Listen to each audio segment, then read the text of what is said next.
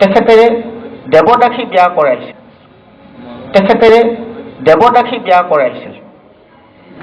মানে সেই সময়ৰ সমাজখন কিমান উচ্চ আছিল তাৰ প্ৰমাণ ই এটা। ফুলেশ্বৰী কুঁৱৰী নিজে নটি আছিল মন্দিৰত, নেঘেৰিটিং শিৱ মন্দিৰত তেওঁ দৈনিক সেৱা পূজা কৰিছিল, দেৱদাসী নাচিছিল। ৰামচন্দ্ৰ বৰগোহাঁইৰ পিছত আমি যেতিয়া গ্ৰন্থ পাওঁ, মণিকূট নামৰ গ্ৰন্থত দেৱদাসীৰ উল্লেখ পোৱা যায়। এইটো অসমত প্ৰাচীন কালৰে পৰা নট বুলি এটা সম্প্ৰদায় আছে। নট সম্প্ৰদায় মই অলপতে ক'লোৱে দেৰগাঁৱত পৰ্যন্ত আছে। আমাৰ ডুবি পৰিহৰেশ্বৰ দেৱালয়ত এখন পথাৰ আছে, বেচাৰ পথাৰ বুলি কয়। মানে দেৱদাসীসকলক 760 পুৰা যি মাটি দিয়া হৈছিল, প্ৰত্যেকগৰাকী দেৱদাসীক এক পুৰা মানে 4 বিঘা তেনেকুৱা ধৰণৰ পৰিমাণৰ মাটি সেই পথাৰত তেওঁলোকক দিয়া হৈছিল। সেই মাটিৰ পৰা যিটো আয় উৎপন্ন হয় তাৰে যাতে তেওঁলোকে মানে ৰজাঘৰীয়া পৃষ্ঠপোষকতাৰ জৰিয়তে যাতে তেওঁলোকে পেট প্ৰৱৰ্তাব পাৰে, তেনেকুৱা ব্যৱস্থা কৰা হৈছিল।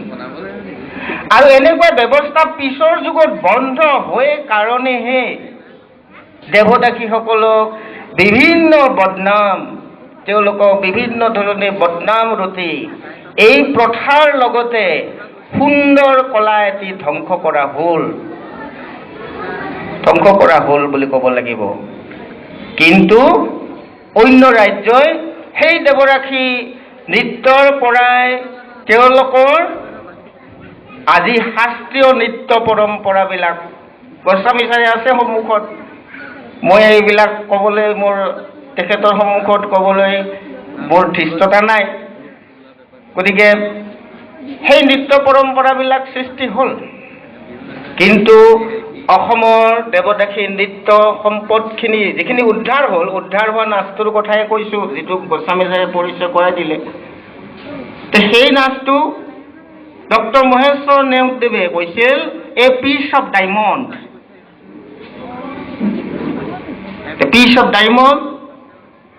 কহিনুৰ হীৰাডোখৰ যেনেকৈ বাহিৰত, আমাৰ সেই পিচ অফ ডায়মণ্ড মাটিৰ তলত। গতিকে দুখৰ বিষয়।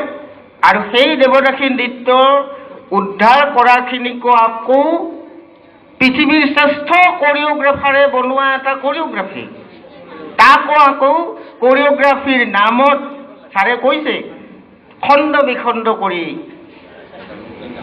এডাল ৰেখা নহয় 4 ডালত যাব লাগে, এনেকুৱা ধৰণে বিভিন্ন ধৰণৰ কাম কৰিবলৈ লৈছে।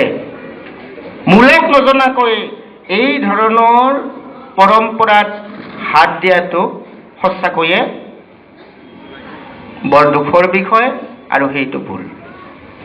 গুৱাহাটীৰ কথাখিনি মই শুনিছোঁ, কোনোবা সম্ৰাজ্ঞী, বিহু সম্ৰাজ্ঞী বোলে নাচৰ কৰিঅ'গ্ৰাফী কৰিছে। বিশ্ব নিৰ্মাতাই তৈয়াৰ কৰা এটা কৰিঅ'গ্ৰাফী কোনো ধৰণে সম্ৰাট বা সম্ৰাজ্ঞী হ'লেওতো আৰু বিশ্ব নিৰ্মাতাৰ তলত।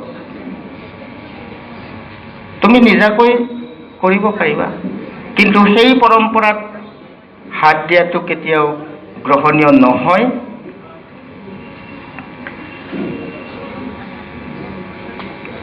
বব্ৰুবাহনে, এতিয়া আমি বব্ৰুবাহন অসমত প্ৰাচীন কালৰ পৰা নট সম্প্ৰদায় থকাৰ বাবে প্ৰমাণ হৈছে। হৰিহৰ বিপ্ৰৰ বব্ৰুবাহনৰ যুদ্ধ নামৰ কাব্যত অৰ্জুনে বব্ৰুবাহনক বিদ্ৰূপ কৰিছে এই বুলি, নটিনীৰ মাৱতৰ নটৰ আকাৰ, নটৰ ছোৱালীৰ কিহক ৰাজ্যভাৰ, হৰধনু কবচ পাছ কৰি থৈও, চান্দি চান্দি গলত মৃদংগ গোট লৈও। গতিকে সাহিত্য পৰম্পৰাটো এটি সুশ্ৰাব্য সুভব্য শব্দ কেনেকৈ পিছৰ যুগত সামাজিকভাৱে তাক নষ্ট কৰি পেলোৱা হ'ল, তাৰ মূল নুবুজি তাক ধ্বংস কৰিবলৈ চেষ্টা কৰা হ'ল।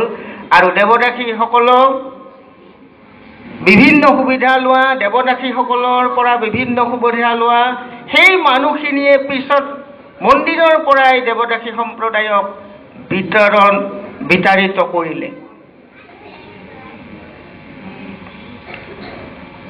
এতিয়া মই পুনৰ উদ্ধাৰিত দেৱদাসী প্ৰসংগলৈ আহিম।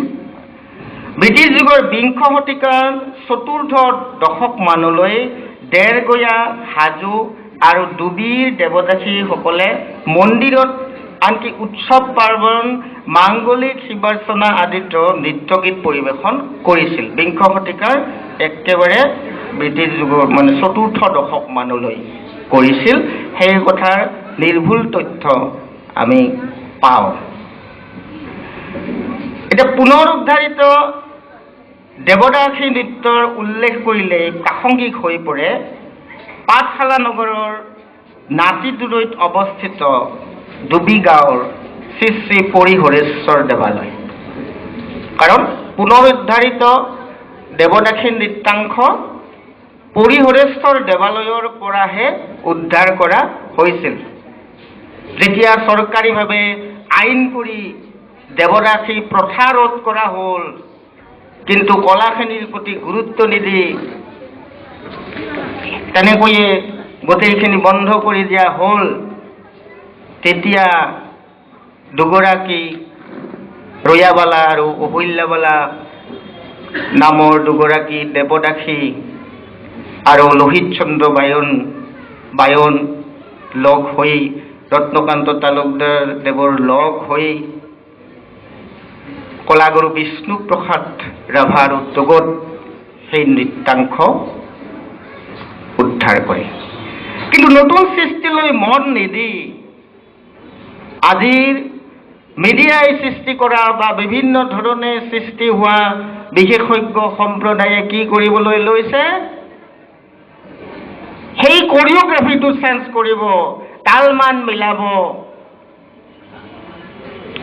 তাৰ বৈশিষ্ট্যপূৰ্ণ তাল লৈ দেৱদাসী নৃত্যৰ বৈশিষ্ট্য, সেই বৈশিষ্ট্যক বিহুৰ দৰে বা কোনো নাচৰ দৰে বা কিবাৰ দৰে শাস্ত্ৰীয় ৰূপ এইবিলাক প্ৰসংগৰ কথা কৈ তাক হাত দিয়াটো কিমান সমীচীন হৈছে সেই কথা আপোনালোকে ভাবিব। আৰু তেনেকুৱা ভাবি চিন্তা চৰ্চা কৰা থকা ব্যক্তিক কাৰণেই আজি এনেকুৱা অনুষ্ঠানৰ আয়োজন হৈছে, সেইটো হয়। গতিকে নিশ্চয় উপতি সমাজে সেই গুৰুত্ব বুজিছে। এতিয়া পুনৰ উদ্ধাৰিত এই দেৱদাসী নৃত্যৰ পীঠস্থান পৰিহৰেশ্বৰ ডুবি দেৱালয়।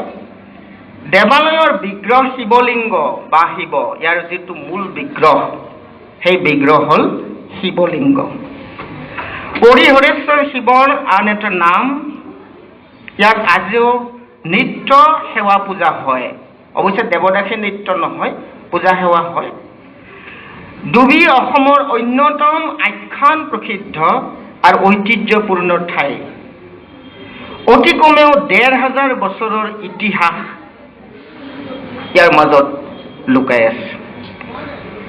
ভাস্কৰ বৰ্মাৰ পূৰ্বপুৰুষ ভূতি বৰ্মা ৫২০ৰ পৰা ৫৬০ খ্ৰীষ্টাব্দলৈ ভূতি বৰ্মাৰ সময়। সেই ভূতি বৰ্মাৰ দিনতে পৰিহৰেশ্বৰ দেৱালয়ত দান পত্ৰ অৰ্পণ কৰা হৈছিল বুলি ইতিহাসবিদ ডক্টৰ দীনেশ ৰঞ্জন চৰকাৰে উল্লেখ কৰিছে। ভূতি বৰ্মাৰ সময়।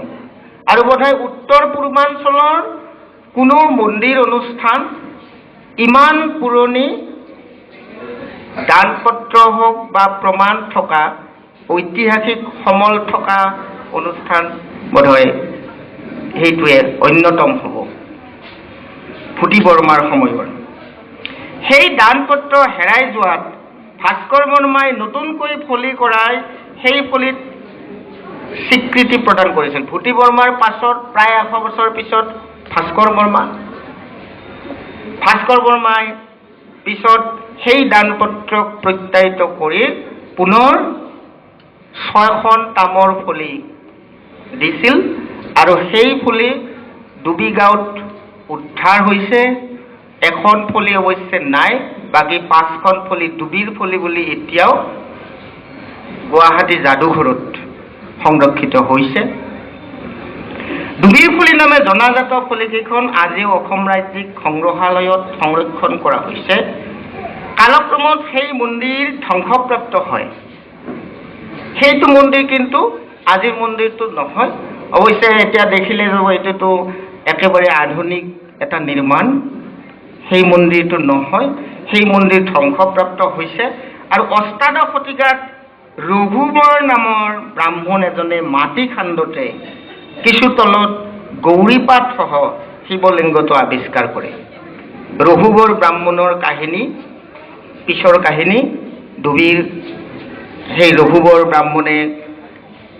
ব্ৰাহ্মণৰ গাইজনীয়ে তাক বিৰিণাৰ চুপৰিত গাখীৰ দিয়া, সেই আখ্যানটো তাত জড়িত হৈ আছে। আৰু পিছত তাৰ পৰা মানে দেৱদাসীৰ এই মন্দিৰৰ বিগ্ৰহ আৱিষ্কাৰ হয়। কথাটো ৰজা শিৱসিংহৰ কাণত পৰাত ৰজাই উক্ত ব্ৰাহ্মণক, ৰঘুবৰ ব্ৰাহ্মণক পূজাৰী পাতি বিগ্ৰহটো পুনৰ প্ৰতিষ্ঠা কৰে। গতিকে শিৱসিংহৰ দিনত, ভূতি বৰ্মাৰ দিনত থকা সেই পীঠস্থান পুনৰ নিৰ্মাণ কৰা হয় তাত আকৌ। ভাৰত স্বাধীন হোৱাৰ লগে লগে সমগ্ৰ ভাৰততে দেৱদাসী প্ৰথা আইন কৰি ৰোধ কৰা হয়। Mahatma Gandhi, Annie Besant, doctor Muthulakshmi Reddy বুলি দক্ষিণৰ বিদুষী মহিলা এইবিলাকে লাগি, আনকি গান্ধীজীও দেৱদাসী প্ৰথাৰ বিৰুদ্ধে আছিল। প্ৰথাৰ বিৰুদ্ধে থকা কি কাৰণত দেৱদাসী পতিত হ'ল, তাৰ লগত ইয়াৰ বিৰুদ্ধাচৰণ কৰাটো জড়িত হৈ আছে। কিন্তু দুখৰ বিষয়ে তাৰ কলাক গুৰুত্ব দিয়া নহ'ল। সেইখিনি আনকি